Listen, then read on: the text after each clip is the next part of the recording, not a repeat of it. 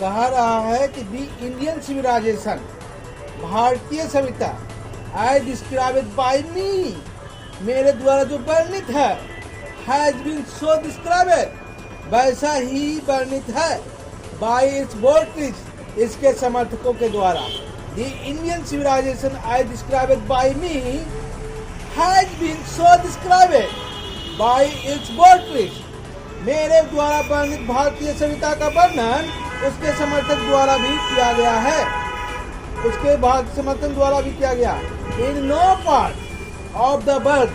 संसार के किसी भी हिस्से में नहीं, दुनिया के किसी भी हिस्से में नहीं, एंड अंडर नो सिविलाइजेशन, और दुनिया के किसी सिविलाइजेशन में भी नहीं, have our men attend perfection, कि वहाँ के सभी लोग परफेक्शन पूर्णता प्राप्त किया है, पूरा ज्ञानी हो गया है। हर जगह जो है कुछ अज्ञानी भी रहा करते हैं। इसलिए कहता है in no part of the world and under no civilization have our men attend perfection, दुनिया के किसी भी हिस्से में और किसी भी सभ्यता के तहत सभी पर उसको पूर्णता ज्ञान प्राप्त नहीं हुआ है,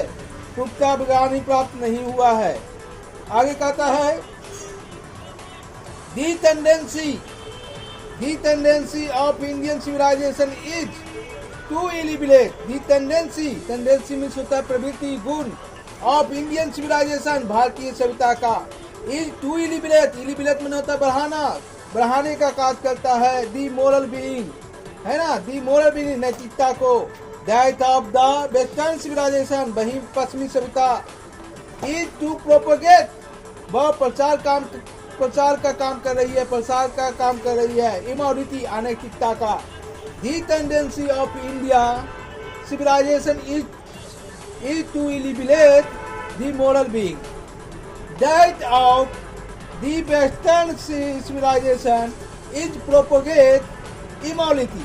भारतीय सभ्यता की प्रवृत्ति नैतिकता को सत्ता के ऊपर उठाने की है, वहीं पर पश्चिमी सभ्यता की प्रवृत्ति अनेकता का प्रसार करने में की है, अनेकता का प्रचार और प्रसार करने की है। दी लेटर इज गॉडलेस, जो बाद वाला आदमी है, जो बाद वाला आदमी है वो क्या है, ईश्वर विहीन है। दी फॉर्मर इज ब्लेसेड, जो हमारे पूर्वज है, जो पहले का आदमी है वो क्या है, वो आधारित है on a belief in God, भगवान के विश्वास पर आधारित है। The latter is godless, the former is based on a belief in God, जो पहले का आदमी, जो बाद का आदमी है उसको ईश्वर विहीन है, और जो पहले का आदमी है वह आधारित है ईश्वर के विश्वास पर, ईश्वर के विश्वास पर। आगे कहता है so understanding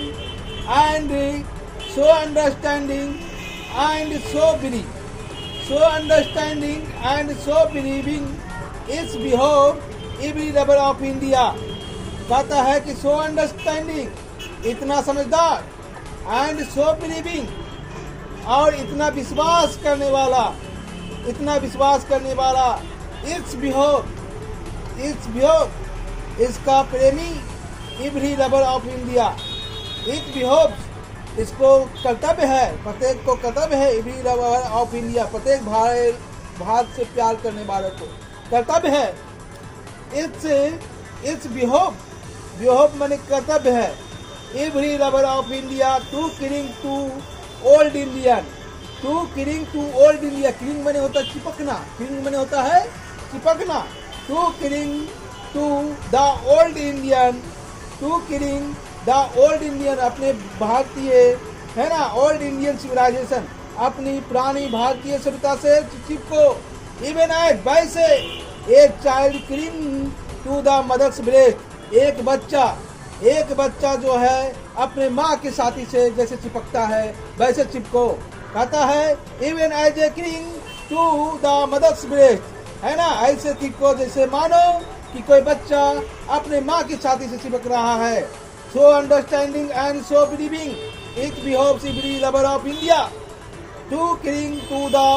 old Indian civilization even as a child cling to the mother's breast. इतना समझदार और इतना विश्वास करने वाला भारत का हर प्रेमी को पुरानी भारतीय सभ्यता की तरह चिपके रहना चाहिए। जैसा एक बच्चा माँ के स्तन से चिपकता है, एक बच्चा